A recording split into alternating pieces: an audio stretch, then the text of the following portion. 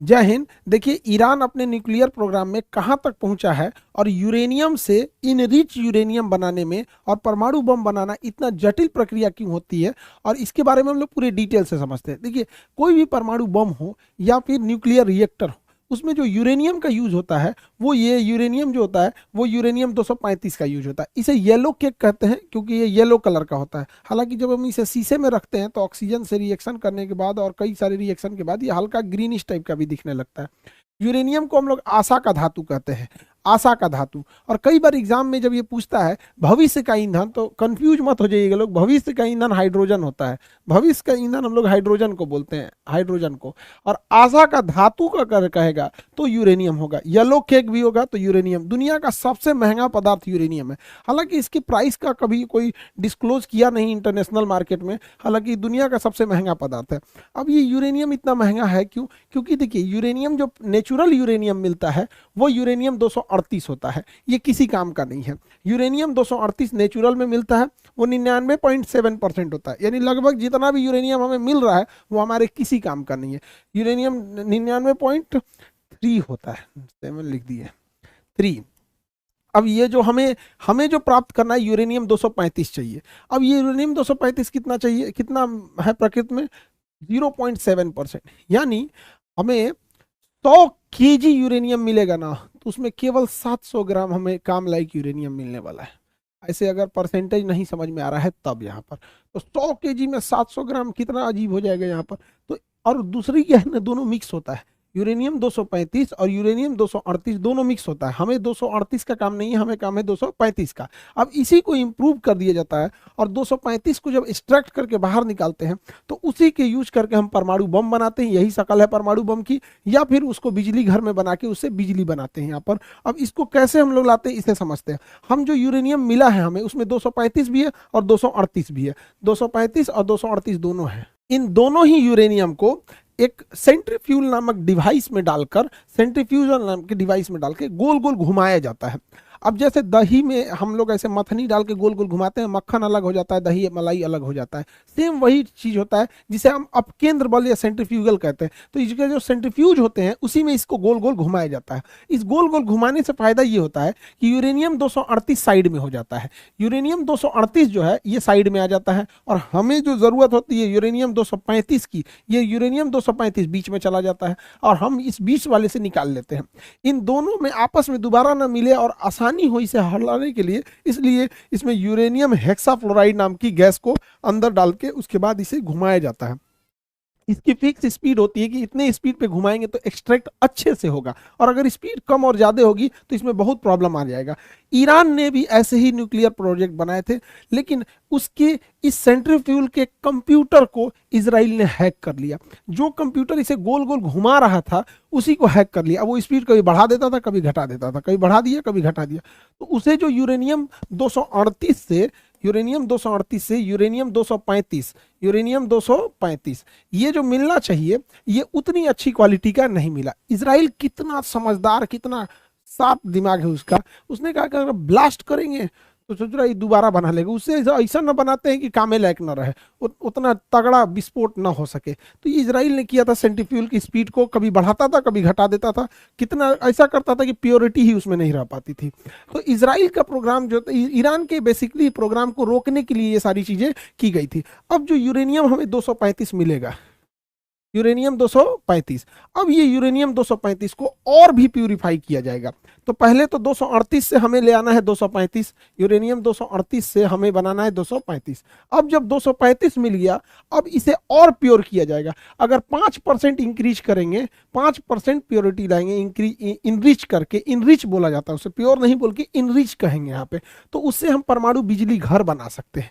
लेकिन अगर इसे 90% तक इनरिच कर देंगे तो जाके परमाणु बम बनेगा। यानी जो बिजली घर वाला यूरेनियम है वो यूरेनियम से हम परमाणु बम में डालेंगे तो उतना तगड़ा झटका नहीं देगा, उसे और शुद्धता की जरूरत है। लेकिन दोनों में ही यूरेनियम 235 का ही यूज होता है, 38 का यूज नहीं होता है।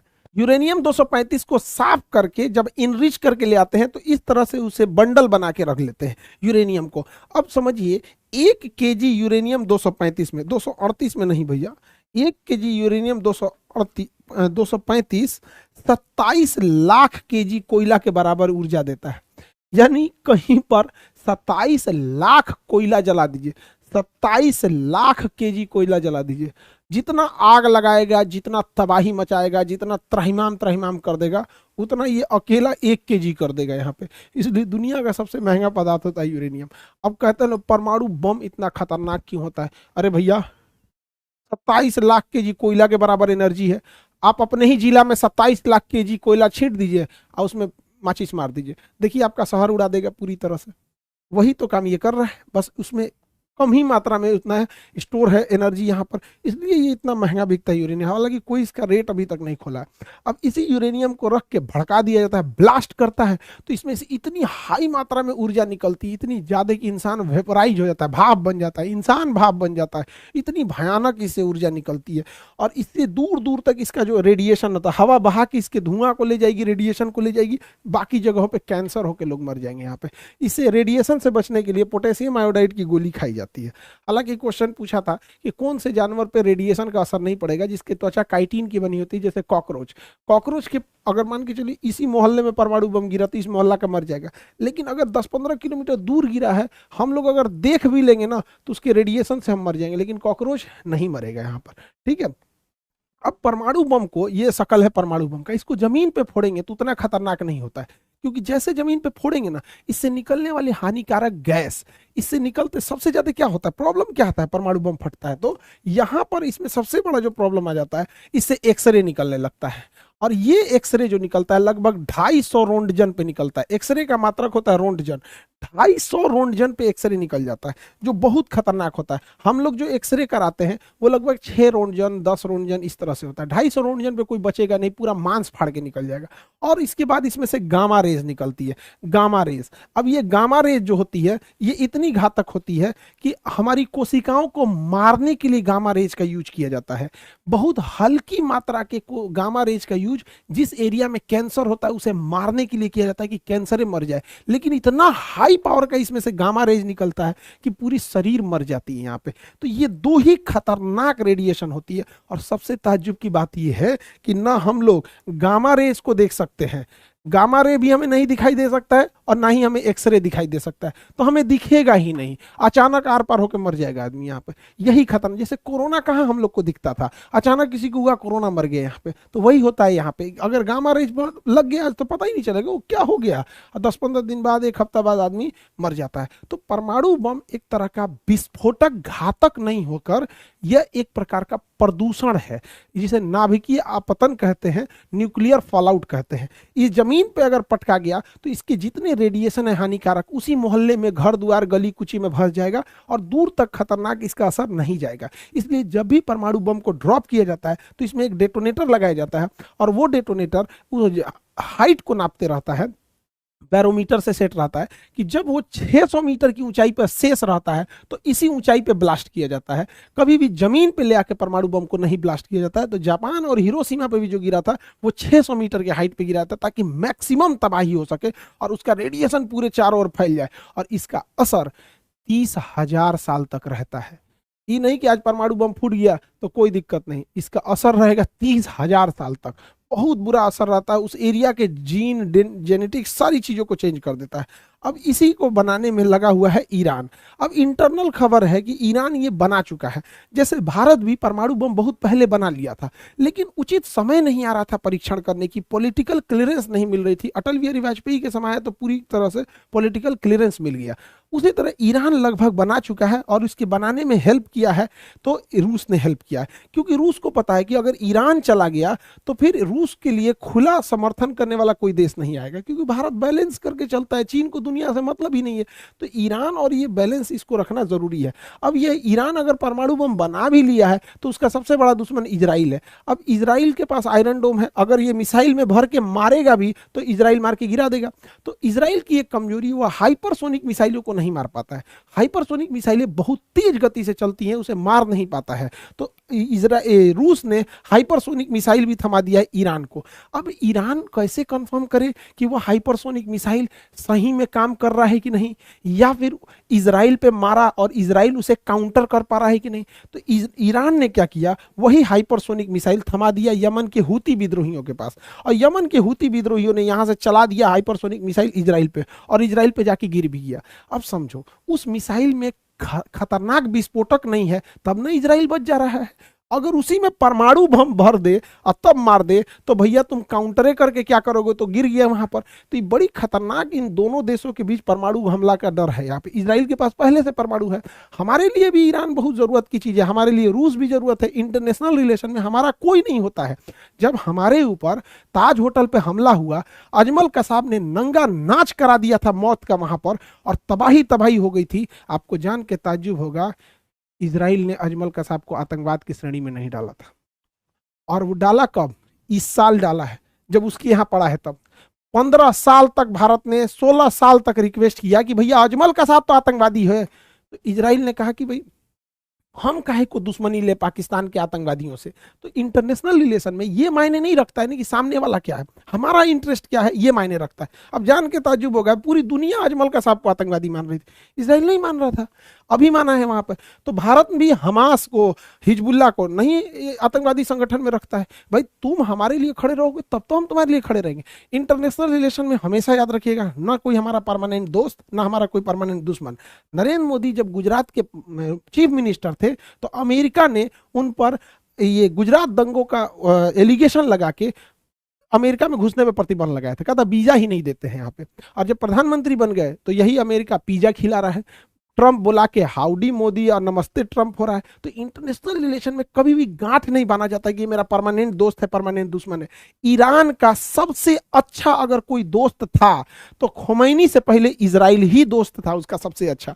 ईरान का सबसे अच्छा कोई दोस्त था तो अमेरिका था उसका दोस्त, जब तक कि खोमैनी की सरकार नहीं आई थी यहाँ पर। 67 के दशक की बात है, तो 67 बीते 50 साल पहले की बात है। तो अब आप हाल आजकल इंटरनेशनल रिलेशन, 2 साल का इंटरनेशनल रिलेशन देख लेंगे तो उससे नीतियां बनती और बिगड़ती नहीं। 50 साल का एक लंबा अनुभव देखना पड़ता है, तब जाके नीतियां बनती है। हमारे लिए ईरान ज्यादा जरूरी है, रूस भी जरूरी है। अब ईरान रूस को क्या दे रहा है, ईरान सस्ते मात्रा में रूस को ड्रोन प्रोवाइड करा दे रहा है और बैलिस्टिक मिसाइल दे रहा है, क्योंकि ईरान के इंजीनियर एकदम सस्ता में मिसाइल बना लेते हैं, ड्रोन बना लेते हैं।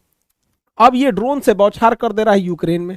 तो इजराइल, रूस को भी फायदा है ईरान से, ईरान को भी फायदा है रूस से। अब यहाँ ईरान के हथियार को यूज कर रहा है ये यूक्रेन के खिलाफ, और ईरान रूस के द्वारा दिए गए हथियार को ईरान यूज कर रहा है इजराइल के खिलाफ। तो दोनों में म्यूचुअल दोस्ती है यहाँ पर। हालांकि अगर देखेंगे इजराइल को तो इजराइल बहुत ताकतवर है और उसकी खुफिया एजेंसी एकदम बेरहम की तरह मारती है। इजराइल अपने दुश्मनों के साथ कोई मर्सी नहीं करता है, और ये हकीकत है। इजराइल अगर कमजोर पड़ेगा तो इजराइल का कोई इंसान जिंदा नहीं रह सकता है। इजराइल को जिंदा रहने के लिए ऑक्सीजन नहीं, युद्ध करना पड़ता है, वरना अरब देश उसे छोड़ेंगे नहीं। ये हकीकत है। यहाँ पर अरब देशों ने पिछले साल जो 7 अक्टूबर को घटना हुई, तुम हमला करो, इजराइल की सेना से लड़ो, पूरी सेना को मारो, कुछ भी करो, इससे कोई बहस नहीं पड़ती है। यार इजराइल में कोई बूढ़ा आदमी, कोई औरत, कोई फेस्टिवल मना रहा, उसको मार दिया हमास वाला। बदले में ये 1 साल से कंटिन्यू मार रहा है। अभी 2-4 दिन में 7 अक्टूबर आ जाएगा, पूरा का पूरा 1 साल हो जाएगा यहाँ पे। तो कहीं दोनों साइडों से मानवता का ध्यान रखा जाता है, किसी एक साइड से नहीं। युद्ध अगर सेना के, जैसे अजमल कसाब आया, हम लोग को इस बात से तकलीफ है कि तुम आतंकवादी के रूप में आके होटल में गोली चलाया। पाकिस्तान की सेना को खुला निमंत्रण देते हैं, युद्ध करना है आ जाओ, लड़ लो, युद्ध करना। युद्ध से कौन भागा है? 1971 में लड़े थे, 93,000 भागे थे, 99 में लड़े। तो बात यहाँ ये है कि सेना युद्ध करे और सेना के बीच में सिविलियन की कैजुअलिटी ना हो। लेकिन युद्ध जब हो जाता है तो ये सब कुछ मायने नहीं रखता है यहाँ पे। तो इजराइल जो है अपने दुश्मनों को चुन चुन के निपटा रहा है। हमास के चीफ गए थे ईरान में दोस्ती करने के लिए, इनकी मृत्यु की गई थी नए प्रधानमंत्री के लिए यहाँ पर, तो यहाँ से मारवा दिया उसको ईरान में। अब इजराइल अपने दुश्मन को ईरान की धरती पे मराया। वो इस होटल में वेट कर रहा था, इस होटल में। ऐसी कोनवा वाला कमरवा इनको बड़ी पसंद था कि बड़ी अच्छा व्यू आता है यहाँ, मारा मिसाइल धाए दे, इसी में बम रख दिया था। मिसाइल नहीं, पहले ही से बम रखवाया था।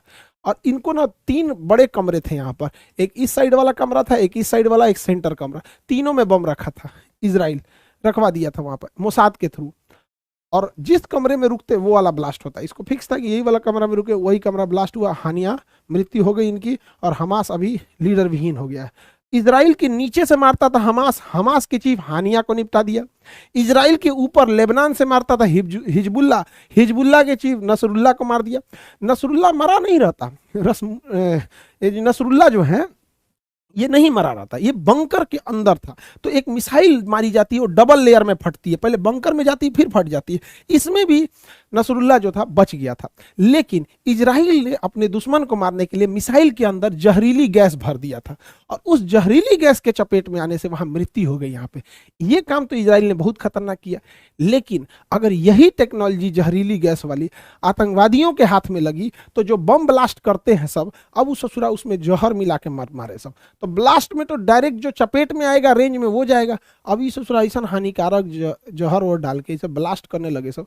ये दुनिया बड़ी खतरनाक है, वो बड़ी जल्दी कल की अवतार होने वाला है, जाने वाला है, कल युग आने वाला है। यहाँ पे ऐसा ऐसा तरीका अपना रहा है कि देखिए, बंदूक की खोज हुई, डायनामाइट की खोज हुई थी सुरंग खोदने के लिए, लेकिन उसका यूज होने लगा किस चीज के लिए? ब्लास्ट करने के लिए। भाई अब आगे ये सब अपना लड़ते रहे सब, हम लोग भैया वसुधैव कुटुंबकम सब लोग यहाँ पे। ईरान इजराइल अपने दुश्मन को तो निपटा ही रहा है, नीचे निपटा दिया हमास को, ऊपर निपटा दिया हिजबुल्ला को, अभी मिसाइल मारा यमन के हूती विद्रोहियों के। तो अभी ये कई सारी चीजें हैं। तो अभी इस वीडियो का मेन उद्देश्य जो है वो ईरान के परमाणु कार्यक्रम को समझना है। अभी हम लोग नेक्स्ट वीडियो में भले समझेंगे लोग कि एक्सिस ऑफ रेसिस्टेंस क्या था, और कहां कहां से ईरान अपने जो प्रॉक्सी वार क्या होता है, कैसे कैसे प्लान करता है, हूती कहां से आए, सब ये सब को हम लोग अलग समझेंगे। अभी यहां समझते हैं। अब देखिए, ये रूस जो है और ईरान, ये दोनों आपस में साथ आ गए हैं सब। इधर में क्या है? इजराइल, यूक्रेन और पूरा नाटो एक साथ आ गया है। अब ये बड़ी सख्ती दिक्कत हो जाएगा, एक सेंटर में डिस्प्यूट हो जाएगा, तो क्योंकि हमारा रिलेशन इन सब के साथ है, यहाँ पर रिलेशन सबके साथ है। हमारे लिए जरूरी है कि ईरान जो है वो स्टेबल रहे। समझिए कैसे हमारे लिए जरूरी ईरान क्यों है? क्योंकि भारत है, हम अपने पूर्वी देशों को गंवा दिए हैं। अभी बांग्लादेश में क्या हुआ आप देखें, बांग्लादेश खत्म, शेख हसीना। नेपाल हमको बिना मतलब का आंख दिखा रहा है, नक्शा में दिखा दिया कि भारत की जमीन हमारी है, और नोट पे दिखा रहा है क्योंकि चाइना फंडिंग कर रहे हैं यहाँ पर। श्रीलंका में क्या हुआ देखे, भारत को भगाया गया यहाँ पे। मालदीव हम लोग को बर्बाद करने के चक्कर में अपने बर्बाद हो गया। अल्टीमेटली रिलेशन खराब हुआ कि नहीं हुआ? पाकिस्तान से तो जन्मजात दुश्मनी है, यहाँ से तो कभी सुधर नहीं सकता है। अब म्यांमार में तख्ता पलट हो गया है, क्योंकि म्यांमार की जो प्रधानमंत्री थी आंग सान सू की, वो भारत के फेवर में थी, उनको तख्ता पलट करके भगा दिया। बांग्लादेश की प्रधानमंत्री शेख हसीना, उनका तख्ता पलट करके भगा दिया। रीजन जानते हैं क्या? भारत एक सड़क बना रहा था, यहाँ से लेके कोलकाता से होते हुए और ये सिंगापुर तक सड़क जा रही थी। कितना डेवलप हो जाता ये हमारा पूर्वोत्तर भारत। हम भारतीय अपने पूर्वोत्तर भारत के राज्यों के साथ सौतेला व्यवहार किए हैं। हद तो तब हो जाता है जब उन्हें कई लोग चाइनीज बुलाने लगता है, जबकि वो लोग हमारे अभिन्न अंग हैं। उन्होंने ओलंपिक्स में हमारे लिए मेडल लाए हैं, आज भी वो हमारे लिए सिक्योरिटी के हिसाब से बहुत जरूरी है। तो ये सड़क बन जाती तो डेवलप होता, लेकिन वहां क्या हुआ, तख्ता पलट करके बंद हो गया। अब देखो हम लोगों के लिए चाइना यहां से एक सड़क लेके आ रहा है, सीपीईसी सड़क, और यहां पे उसने बना दिया है ग्वादर बंदरगाह। अब यहां से चाइना की एक्सेस हो गई है। पहले चाइना को डर लगता था कि चाइना को इधर से जाना था, अब वो इधर से जाएगा ही क्यों, यहां से अरब देशों से व्यापार करेगा, यहां से घुस जाएगा। तो इसको काउंटर करने के लिए हम लोग ने ईरान का चाबहार बंदरगाह लिए हैं। अब ईरान का चाबहार बंदरगाह लिए, इसी बंदरगाह से हम रेल लाइन लेके अफगानिस्तान में पहुंच सकते हैं, ताकि पाकिस्तान को काउंटर किया जा सके इस सड़क को। और हमने अपने एयरफोर्स का एक फारखोर एयरबेस रखा है तजाकिस्तान में, और यहीं तजाकिस्तान में हम अपने एयरबेस पे पहुंचने के लिए यही रास्ता है। इसलिए ईरान का स्टेबल रहना जरूरी है। इसी ईरान के रास्ते से हम लोग ऊपर की ओर रसिया जा सकते हैं, और यहां से हम लोग इस डायरेक्शन में जा सकते हैं। यहाँ पे तो हमें सस्ते मात्रा में तेल देता है पेट्रोलियम ईरान, और ईरान हमारे रुपया को भी एक्सेप्ट कर लेता है। अब अमेरिका का अगर इंटरवेंशन इधर हो जाएगा, इजराइल का हो जाएगा, तो सोचिए क्या होगा। वही हाल होगा जो सीरिया तबाह हो गया, इराक तबाह हो गया, अफगानिस्तान तबाह हो गया। हमने अरबों खरबों रुपया अफगानिस्तान में लगाए, अमेरिका यहाँ से छोड़ के गया, आतंकवादी भर गए सब यहाँ पे। आज इराक में कोई नहीं जा रहा है। तो हमारे लिए ये रास्ते हैं, हालांकि हम लोग ने एक अल्टरनेटिव रूट निकाला है, लेकिन अभी ये नया नया है, कोई रूट अभी तो बना भी नहीं है, ये रूट बनते बनते टाइम लगेगा यहाँ पर। तो हमें दूसरे की लड़ाई में हमें अपने इंटरेस्ट को ज्यादा ध्यान देना है। यही इंटरनेशनल रिलेशन का मुख्य उद्देश्य होता है कि हमें अपना रिलेशन, हमारा नेशनल इंटरेस्ट कहाँ जा रहा है, क्योंकि अगर मरेगा तो ईरान गया तो हमारे लिए पेट्रोलियम की रेट सर पर चढ़ जाएंगी यहाँ पर। हालिया की इन सभी घटनाओं को आप लोग को मेंस के पेपर में भी लिखने के लिए जरूरी हो जाएगा, क्योंकि इंटरनेशनल रिलेशन या करंट के टॉपिक में पूछेगा। अभी 70वीं बीपीएससी की एग्जाम के लिए आप तैयारी कर रहे हैं, यूपीएससी न्यू बैच के लिए आप सब लोग इनरोल होइएगा मिनिमम फीस में, और इंडिया के सबसे बेस्ट फैकल्टी के साथ स्टार्ट कर रहे हैं हम लोग यूपीएससी। और जिसका वेट कर रहे थे आप लोग, राजस्थान एडमिनिस्ट्रेटिव सर्विस आरएएस की बैच भी ऑनलाइन स्टार्ट हो गए हैं। बहुत जल्दी हम लोग आरएएस को ऑफलाइन जयपुर में भी स्टार्ट करेंगे। अब यूपीपीएससी में क्या दिक्कत था कि प्रयागराज के बच्चों का कहना था सर हिंदी मीडियम तो स्टार्ट कर दिए, प्रयागराज में इंग्लिश मीडियम भी स्टार्ट कर दिए। तो आप लोग के लिए प्रयागराज में इंग्लिश मीडियम भी स्टार्ट हो गया है। और जो बीपीएससी के बच्चे हैं जिनका 70वीं बीपीएससी एग्जाम देना है, उनके लिए जो ओपन टेस्ट किया गया है इस बार, हर जिले में अलग अलग जिले में रखा गया है। तो आप देखिए इतने सेंटर्स बनाए गए हैं यहाँ पर, अलग अलग सेंटर है, सिवान, छपरा, सारण, आरा, सारण, ये अलग अलग सेंटर है। आप इस सेंटर पे जा सकते हैं एग्जाम देने के लिए। एग्जैक्ट जैसे बिहार पीसीएस एग्जाम लेती है बीपीएससी, एग्जैक्ट अलग अलग सेंटर पे हम लोग भेज के एग्जाम देंगे। आप अपने चॉइस का सेंटर ले लेंगे, ऑनलाइन रजिस्ट्रेशन फॉर्म भर दीजिए ताकि हम लोग को भी सीट वहां अलॉट करने में और सिक्योरिटी मेंटेन करने में आसानी हो। आई होप आप ये पूरा टॉपिक समझे होंगे कि परमाणु बम कैसे काम करता है और क्या इंटरनेशनल रिलेशन है। अगले वीडियो में हम समझाएंगे कि इजराइल क्या ईरान पे हमला करेगा और ये प्रॉक्सी वार क्या